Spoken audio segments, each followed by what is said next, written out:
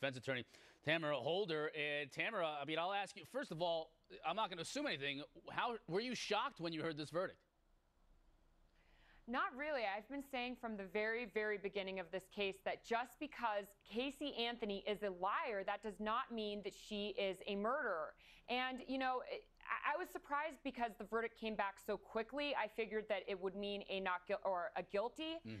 Generally, that's the case. Usually when the trial goes or the jury deliberations go on for longer, then you have a sign of not guilty. So that was what was surprising. But look, this was a case where it was all circumstantial. You did not have the things that really make the great cases for a prosecution. You don't have the confession. You don't have the fingerprints. You don't have the blood. You don't have the eyewitnesses.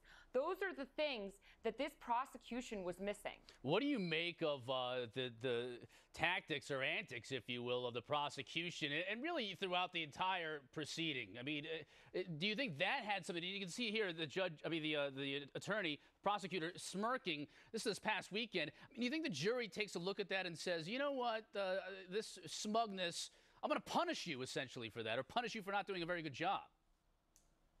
No, I don't think that the jury is punishing the prosecution or giving points to the defense for any reason other than just looking at the evidence. But what I like about your question is that I was going back to my writings back in 2008, and you have to remember that the prosecution was releasing videotapes, those jailhouse videos, those interviews with Kaylee or Casey and her mom. Those are things that they were doing in an attempt to taint the jury pool from the very beginning. And I don't think that this case would have had the national attention if it was not for the prosecutors planting the seed in the minds of the public that Kaylee was killed by her mother. Tamara, do you think she walks free on Thursday? You've got the sentencing for those 4 charges of essentially lying to authorities. She's already served 3 years. She could serve 1 more year. You think the judge has her serve that 1 final year? I don't think so. I think what the judge will do is have time considered served.